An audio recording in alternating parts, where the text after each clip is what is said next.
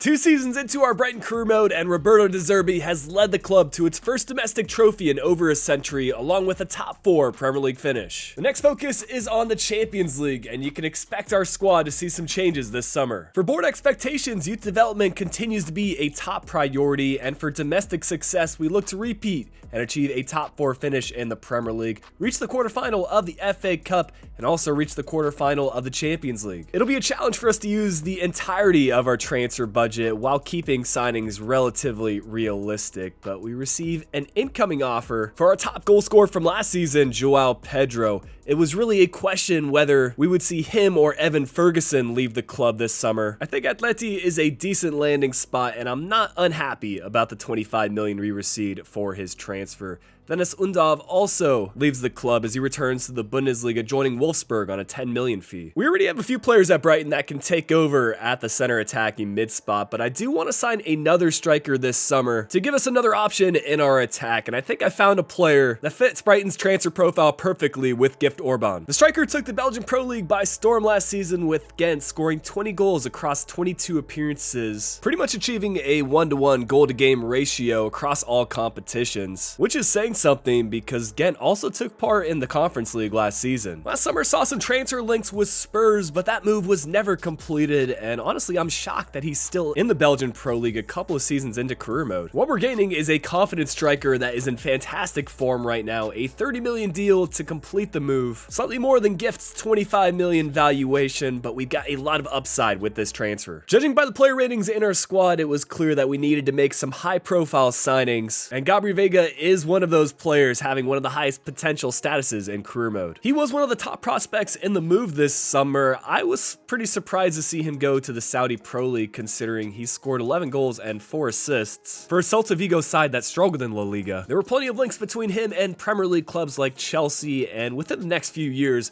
I wouldn't be shocked if he returns back to the top 5 leagues. Finding players that are undervalued and fit Brighton's profile continues to be a challenge, especially as we get into Champions League football. But we do manage to sign Vega for 40 million, which is less than his valuation of 44 million. It's a very minor position change as he moves forward to that center attacking mid role. I expressed interest in the last episode to sign an English player, and you all came through with some great suggestions in the comment section. Calvin Phillips definitely sparked my interest as a potential holding midfielders signing. A player with Champions League experience and plenty of history in English football. Previously for Leeds, and now with Manchester City. Despite somewhat limited appearances with City, he's still playing at the highest level, especially in Champions League football. Also, with these younger and higher potential players that we're signing, it's important to balance that out with veteran leadership that I think Phillips can offer us. Not a bad fee at all, as Phillips joins us here at Brighton for 20 million. Another case where we managed to sign the player for less than his valuation. Lewis Dunk is still going strong as our club captain, but I want to think about the future, and Anel Ahmedhodzic is easily considered one of the best talents for a modern center back. The Malmo Youth Academy talent had an incredible debut season with Sheffield United in the Championship. What stands out to me is his goal scoring ability, 6 goals and 2 league assists across 34 appearances. Sheffield United are struggling right now in the Premier League. They've even dropped down to the Championship in this save. Despite all that, plenty of top clubs will still be interested in Ahmedhodzic. I'm glad we were able to get to this transfer first,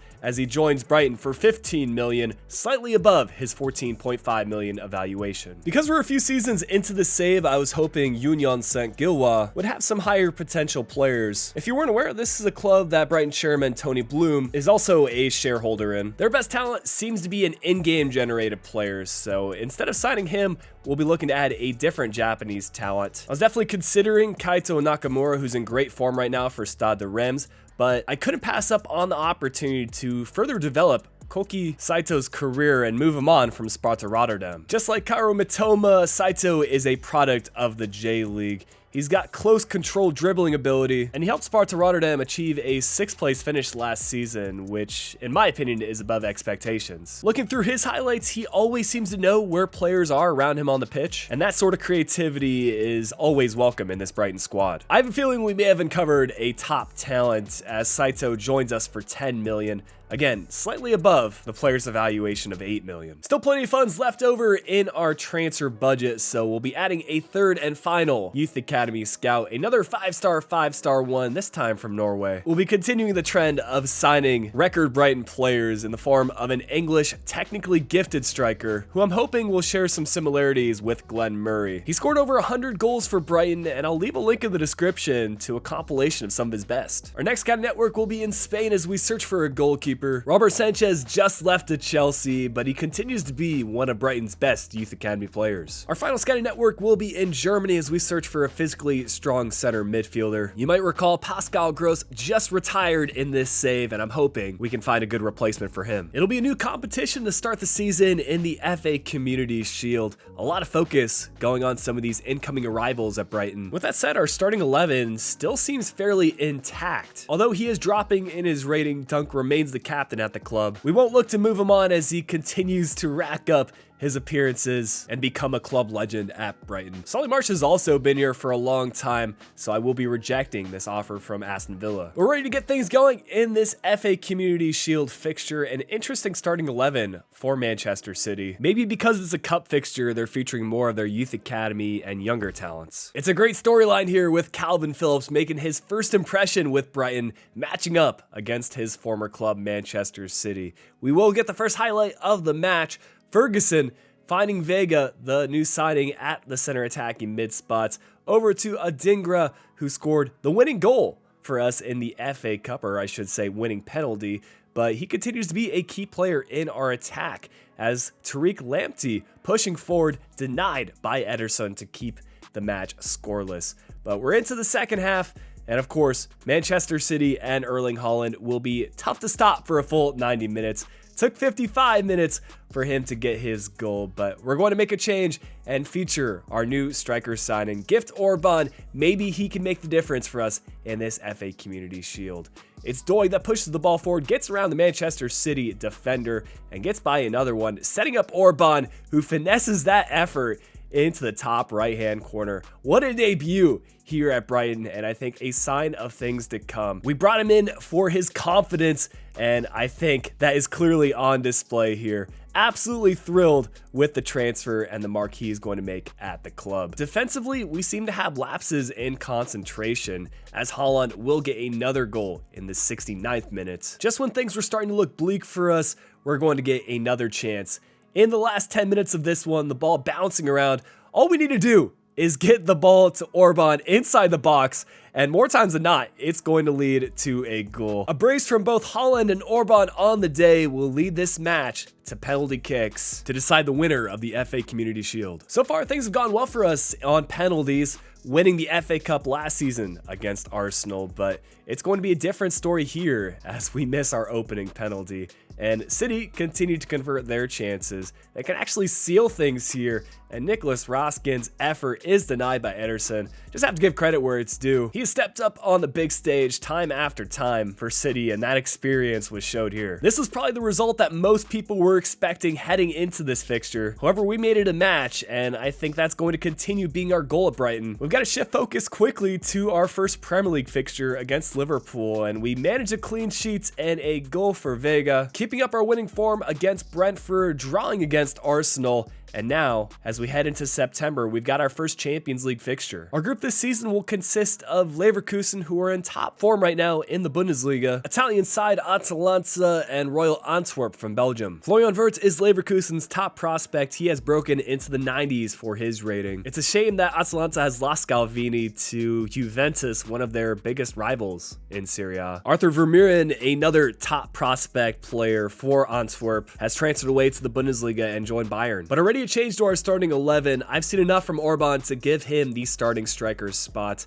Just an insane goal output. 6 goals from just 5 appearances. And we're going to need every single goal if we want to defeat a very strong Leverkusen side. They've got some key defensive and attacking players, but it's their front three that I'm really worried about. European competitions are still a new thing to Brighton. They've had a tough go at things in real life, losing their first Europa League fixture at the time of me recording this, being down 2-0 to Marseille at the halftime break. However, there is still just something special about the Champions League that you can't replicate in other European competitions. It will still be a challenge for us, though, as Leverkusen get the opener. Romelu Lukaku, what an interesting career he has had, now moving to the Bundesliga and really thriving in this Leverkusen system with 2 attackers around him. But we were talking about Florian Wirtz earlier. He plays a great pass over to Beto, who continued to be one of our big nemesises in the Premier League. He was a great goal scorer for Everton. Leverkusen have taken note of that and transferred him in. A second half change as Bundesliga veteran Mahmoud Dahoud is brought on to maybe offer something different in the midfield. But Wirtz again, this time from the left side, is going to find Beto. That partnership is working really well as he gets a brace to extend Leverkusen's lead. This result is going to be our reality. Every match in the Champions League is going to be a challenge. One thing I've noticed from career mode this year is how important current form plays into results. It seems like when you're winning matches, you can go on a bit of a run, which was the case for us. Going into the latter months of the year, an undefeated November continues into December as we've got our final Champions League fixture against Atalanta. Points-wise, this is going to be a crucial match. A win would boost us into the second place spot and through to the knockout rounds. I was surprised to see that Ezekiel Barco was one of the club's key attackers, but because they focus on wing play, that starts to make more sense. Ultimately, we've done enough so far to put our future in the Champions League in our own hands. A win away from home, and we're through to the knockouts. I'll take those odds, especially in our debut Champions League season. Some good play to start things off, but it's Golini to deny a few efforts from the get-go. Gift Orban continued to be a menace for our opposition, but it was 3 chances that led to 0 goals in the first 45 minutes. Second half continues to see chances go our way, but still scoreless as we make a change and bring on Evan Ferguson in the 60th minute. Although Ferguson hasn't quite reached the potential I was hoping for him to achieve in this Brighton career mode, I still think he proves to be a valuable backup option to Orban when we're not getting goals from him. And as we start to get forward here on the counter attack, it's Saito that starts things off, managing to get the ball forward, and eventually he's going to cut this one inside to Vega. Gabriel Vega holding up play, finding Saito once again, a pocket of space for Ferguson. He is going to fire that effort on the near post. This quick 1-2 passing is giving me flashbacks to season 1 when Ferguson and Mitoma seemed to be an unstoppable duo in our attack. That goal from Ferguson proved to be extremely valuable as it was enough to see out the 1-0 result. We'll see out the rest of December, not losing a single fixture, and heading into the January transfer window, we are top of the Premier League standings, equal on points with Aston Villa. Of course, Leverkusen topping our Champions League group, but that wasn't my concern. It's going to be tough opposition no matter what in the knockout rounds. We're once again going to see some changes to our starting 11 moving forward, this time at the center attacking mid spots. I expressed some interest in starting Buonanotte, and it looks like he's going to get his chance as Vega picks up a knock, and he'll be out for 3 months with a broken collarbone injury. It'll be a tough first test for Buonanotte as we match up against Milan in the round of 16 of the Champions League. Another player that has broken into the 90s for his rating is Rafael Leao. Their attack seems impossible to stop as we lose the opening fixture 4-2, but we've got an important match coming up as we go into March. It's a cup final. This time it'll be the Carabao Cup against Spurs. I can hardly recognize this Spurs team. So many transfers to their starting 11, especially from other English clubs. It really is a new era at Spurs under Ange Postecoglou. You could say the same thing for us though at Brighton. What an impact Roberto De Zerbi has had on the club, while at the same time keeping Brighton's vision intact, where everyone plays a key role and everybody knows their job. Early momentum in this match going in Spurs' favor as Verbruggen is forced into making a couple of saves. But in the 21st minute, John Stones finding Bernardo Silva inside the 18-yard box. You cannot give him space, otherwise he's going to make something happen. He gives Spurs the opener as we try to bounce back. Quick free kick taken by Phillips as we get the ball over to Buonanotte, who plays the pass to Orban, and he continues his goal scoring in the first half of this one. We're going into the next 45 minutes level. Bernardo Silva has been tough for us to stop as he gets another opportunity shortly after the halftime break, but we're going all the way to the 86th minute now as Antoine Griezmann, being brought on as a substitute, will get that one past Verbruggen on his near post. An upsetting time to concede as we were so close to extra time. That means for these last 5 minutes or so, it's going to be all out attack. I thought we found the equalizer with Enciso, but a huge save from Hugo Lloris. He's got club legend status for Spurs, making so many appearances for them over the years, but he could not do enough as Orban just has a knack for scoring goals. He's going to get another one in the 92nd minute to force extra time after all. Unlike the FA Community Shield that we had at the start of the season, we will have those 30 minutes of extra time. And Richarlison is making the most of that period as he gets another goal for Spurs to give them the lead once again. But just 2 minutes left here as we get the ball forward. And Ciso had his effort saved earlier on. This time he's smart enough to play off the pass to Orban, who will get his hat trick to force penalty kicks. I like our odds considering the form he's in right now. For the second time this season, we'll get into some drama. This time we do have our first penalty converted as well as our second one. Spurs were level with us though as we finally have a penalty kick stopped. And suddenly, we're in a dangerous position. Verbruggen forced into having to make a save, but it's Antoine Griezmann who scored already a goal for Spurs. He'll also get the winning penalty kick. That's back-to-back victories in the Carabao Cup for Spurs. They've had a very good outing in this save. We'll jump right back into the Champions League. We're down 4-2 against Milan on aggregate, but we've got great news as Vega returns back to the squad, and it's fantastic timing as Buonanotte is super low on his stamina. Vega making an impact on the team at halftime, scoring to bring one back, but it was not enough as Milan advanced 4-3 on aggregate. So this third season will come to an end with us being runners-up in a lot of competitions. Aston Villa were right at the top spot all season and a huge Premier League title victory for them. Us, Manchester City, and Spurs rounding out the top 4 spots. Middle of the table looking pretty much as expected. One of the big surprises though was Southampton, who achieved a 14th place finish after promotion. Leeds, Everton, and Burnley will round out the bottom 3 spots and see relegation to the Championship.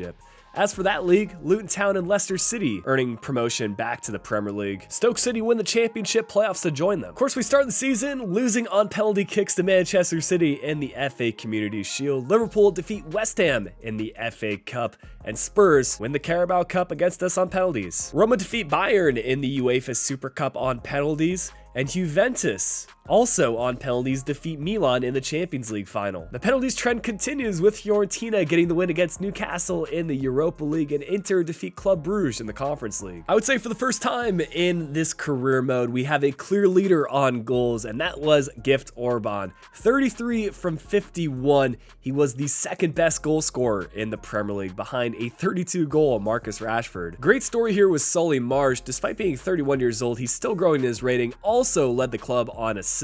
Third best in the Premier League, granted he was tied with 3 other players, and it was another Manchester United talent with Antony leading the league in this category. Unfortunately, Verbruggen did not have a great season for clean sheets. He was 7th and 8th place in previous years. He's now dropped to 14th. Plenty of loan updates coming through, starting with a Youth Academy talent. Joshua McNulty up +3 to a 69 overall. Arthur Shields continues to be a great prospect. He went up +3 during a season-long loan at Leeds. We've got plenty of players that are starting to break into squad rotation, maybe even starting 11 territory, such as Van Hecke, who's up to a 77 rating while on loan at Galatasaray. Zambrano growing slowly but surely, up +1 to a 76 overall. Kozlowski spent the year on loan at Liverpool, went up to a 77 rating. And another 77 rated player with Baleba, he spent the year out on loan at Wolfsburg. Benjamin Moore saw the most growth out of our Youth Academy talent. He went up +8 in his overall to a 68. And closing out the loan listed players with Billy Gilmore, up +2 to a 77 while on loan at Valladolid. Gabri Vega tops the charts for highest valued players at the club, but there were some players that saw good growth over the course of the season, like Buonanotte, up +5 to an 83 overall. None saw more growth than Saito though, up +6 to an 80 rating. And some new talents coming through our academy. Carrizo is our goalkeeper from Spain. 16 years old at a 59 rating. Ellis Herbert, a 59 rated striker from England. He's just 15, so we can't promote him yet, but he's got 88 to 94 potential. Probably the best prospect though came from Germany. Jens Schmidt, a 58 rated center midfielder. 92 to 94 potential for this box-to-box center mid.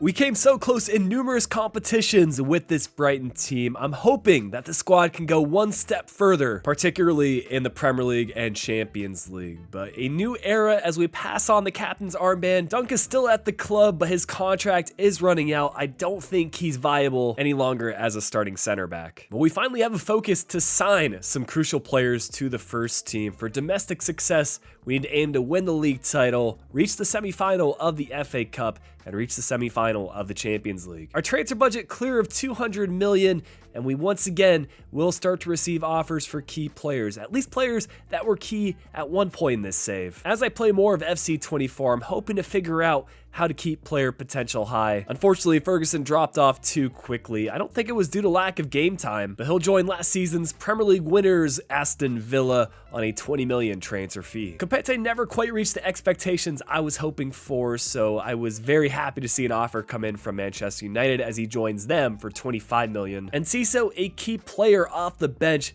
did request a transfer away, so he's going to be joining Newcastle for 20 million. And Sima, a rotational striker for us, joins Luton Town on a 5 million deal. But getting into the incoming arrivals, we're going to start things off at the goalkeeper position. I anticipated going into the save to have Verbruggen all the way through, but his performances were lackluster in Season 3, and the fact that Marmardashvili at a 86 overall is playing with a mid-table Wolves team means that he has to go somewhere. You can make the same argument for his current situation at Valencia. The club narrowly avoided relegation from La Liga last year, and I feel like there were a fair amount of transfer links between him and clubs looking for a goalkeeper like Bayern Munich. We're going to see transfer fees increase this season as we make a big charge for the Premier League and Champions League. 50 million for the Marmardashvili deal. To be fair, it's only slightly more than his 47 million valuation. I was really keen on seeing Levi Colwill join this Brighton team because he was such a big part of the squad last season, but unfortunately his rating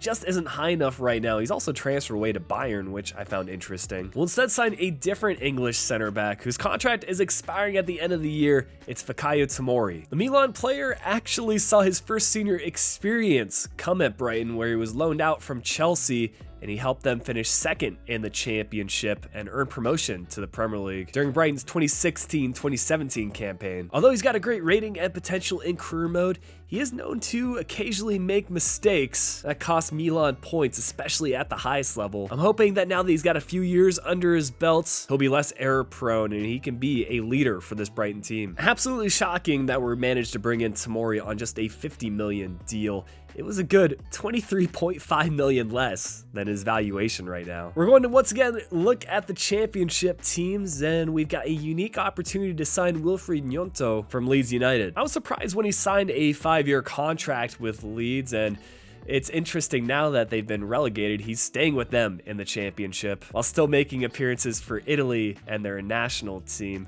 He played in the September European qualifiers. Pretty versatile in attack, he can feature out on the left wing or as a second striker, and he'll be a perfect option for us coming off the bench. It's a 25 million fee to see Gnonto join us, a good sum for a championship side, but 10 million less than his valuation. And I think in this team, he'll probably act more as a second striker, so we'll make the position change. That'll take 12 weeks. We'll start our Premier League campaign against Arsenal. Interesting stuff, especially considering they want a striker, offering 42.5 million for Orban. Of course, we declined that, and this is what our team will look like moving forward. Some big names and some big ratings to feature for this Brighton team, probably no bigger than Tomori. Once again, some very suspect choices from the opposition team sheets. Still, it'll be a tough matchup for us against Arsenal, as Araujo and Odegaard are the key players for them. I'm sure Arsenal is looking to get their revenge on us after we defeated them in the FA Cup final of Season 2. They've been relatively disappointing in this save, oftentimes not qualifying for a European competition,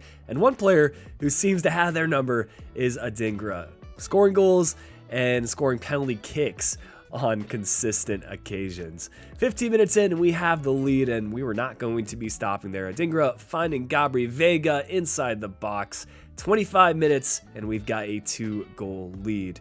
We're in the 47th minute here as Veiga has his pass played over to Calvin Phillips, and just outside the box is going to release a strike. Maybe that one went in due to a low-rated goalkeeper with Okonkwo, but it's still a fantastic effort to find the top right corner. With the 3-goal lead, we don't really need to do much in the second half, but we're going to try to keep our clean sheet, and Marmardashvili really is making a statement debut, pulling off a double save here and showing the traveling away fans that we've made the right decision signing him. Another good save in the 90th minute to deny an Arsenal goal, and we'll finish this opening Premier League fixture with 3 goals and a clean sheet. We really couldn't have asked for a better start to the season. Of course, the Champions League is also going to be a big focus for us, and this year's group will consist of Borussia Dortmund, Porto, and a former club of De Zerbi, Shakhtar Donetsk. You might remember that former Brighton talent Ben White has transferred to Dortmund in this save. He's up to an 83 overall.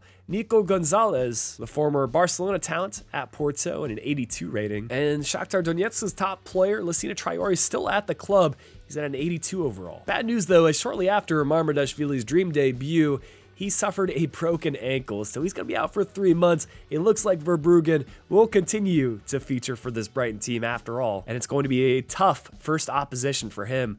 Dortmund making a fair amount of transfers in this save. They've got 3 key players, 1 on defense and 2 on attack. One thing I'm really happy for Brighton, especially as they experience European competitions, is all these different grounds they get to travel to. Signal Iduna Park continues to rank as one of my favorite grounds in football. Hope I get to visit it one day.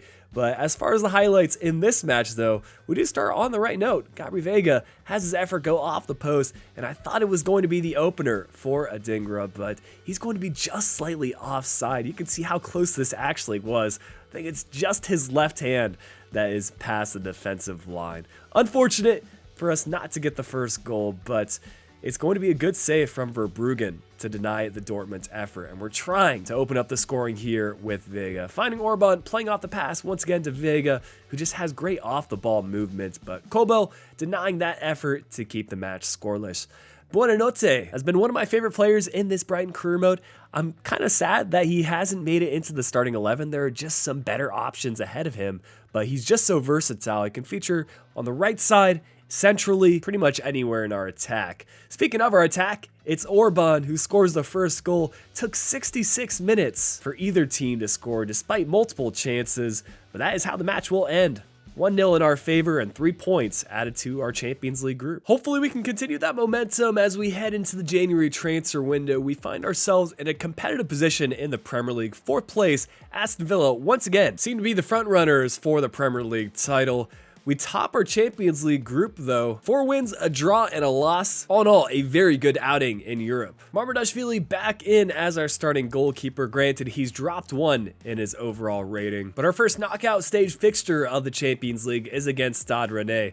Cucurella, another former Brighton talent, has transferred here. He's at an 83 overall. We win the opening fixture 2-1, and at home, we win 2-0 to advance 4-1 on aggregate into the quarterfinals against PSG. Kylian Mbappe to feature here, still the highest potential player in career mode. And they've added another top talent with Jude Bellingham. Thought it would go the other way where Mbappe maybe joins Bellingham at Madrid. But we somehow manage a 2-1 victory in the home fixture to give us an advantage going into the second leg, but that advantage might not mean much because looking at this starting 11, we've got our work cut out for us against PSG. Kylian Mbappe is on a mission to try to give PSG their first Champions League title. If they want to get to the latter rounds, they'll need to get through this Brighton squad, and it was clear from the start that the PSG attack were not something to mess around with because 10 minutes in, Mbappe has his opening effort denied off of the post, but just a few moments later, he'll play through Barella, who finds the near post, and just like that, things are level on aggregates. Almost unlimited resources for PSG to make signings, so you can expect them to have top quality players all around the pitch. The second goal is going to go the opposite way. Barella finds Mbappe, who will give PSG the advantage on aggregate. Just an abysmal opening 45 minutes looking at the stats. The only thing going for us is that we could take a break and maybe try to rethink things. Marmardashvili doing everything in his power to try to keep this match close on aggregate. A good save on his near post to deny the Ousmane Dembele efforts, as that one goes off the post and out of play. It'll be an attacking-minded change as Buonanotte gets brought on for Lamptey. I think what it ended up doing was bringing Marsh back to the right back position, and Buonanotte can feature as right winger. But it's Raskin to play Orban into some space, and if there's one thing that we can rely on, it's Orban scoring goals. He brings the match back level on aggregate, and we're into extra time where Buonanotte gets by a few PSG defenders, plays in the middle to Vega, and Gabri Vega will once again give us the lead. It was just a complete 180 in the second half and even these opening minutes of the first period of extra time, but a fantastic cross to find Xavi Simons. Nice to see that his hairstyle has gotten updated for FC24. So after 120 minutes, things are all level, so we'll be going into penalty kicks to decide the winner. Penalty kicks seems to be a consistent theme in this Brighton save. Early on, they were going in our favor, but as of late, it has gone against us. But as we get through the first few penalty kick takers, it's all green and all square as we get into the fourth PK takers.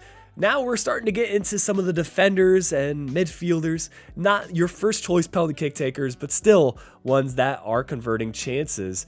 And it's going to be a lot of cutscenes here, guys, because it seemed like either keepers were diving the wrong way or just some fantastic penalty kicks that nobody would be able to stop. Marsh able to convert to go into the 8th round of penalty kick takers. And now it's Josh Doig to set up a 9th PK taker.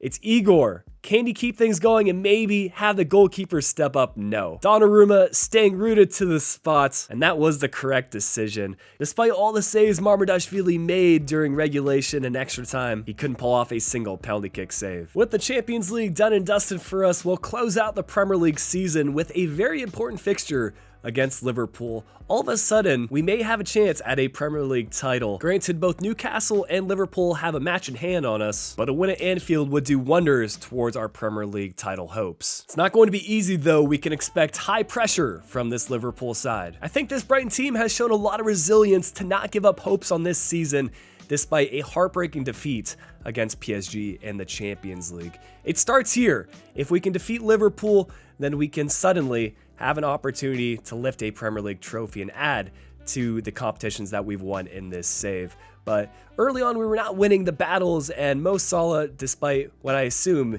him declining in his rating at this point, will still manage to get the opening goal of this match 35 minutes in, and it's a great effort on Mamardashvili's near post, as I'm sure they want a Premier League title just as bad as we do. We're just before the halftime break, and Lamptey, who continues to push forward and grow into a really solid fullback option, has his shot go just wide of the post. You can see it from both replays.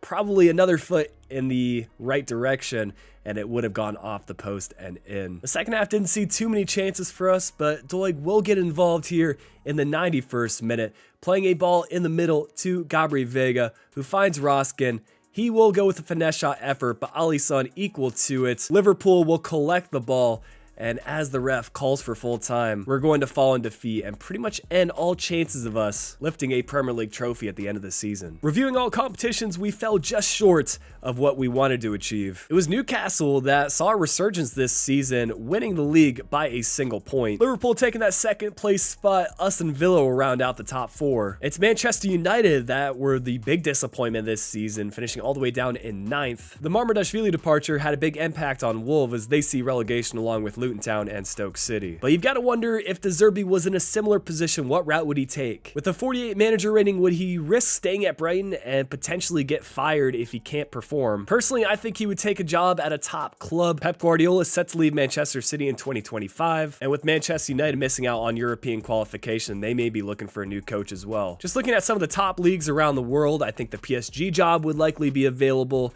even the Bayern job, as they saw a 3rd place finish in the Bundesliga. A return to Serie A could be on the cards for De Zerbi, as there's plenty of options there. And even La Liga had some underperforming teams as far as points total go. But the Championship will see Everton and Burnley earn promotion to the Premier League, with Sheffield United joining them as Championship playoff winners. Newcastle United adding the double with a victory in the FA Cup. West Ham defeat Manchester City in the Carabao Cup. It's an all-Italian UEFA Super Cup final with Juve victorious against Fiorentina. Napoli defeat Man City in the Champions League final. Monaco get the win against Barca in the Europa League. and Roma defeat Trabzonspor in the Conference League. Pretty similar goal output for Orban, 32 from 50, and once again, he had the second most goals in the Premier League. Gabri Veiga had 11 assists from 48 appearances, ranking in the top 10 of the league for this category. I think if Mamardashvili had featured in more games, then he would have had more clean sheets. So this is where I'm going to call it for the Brighton save. I think this was a good tester to start off FC 24, and I've learned a lot about the game. We've made some great signings along the way and given Brighton its first domestic trophy in over a century.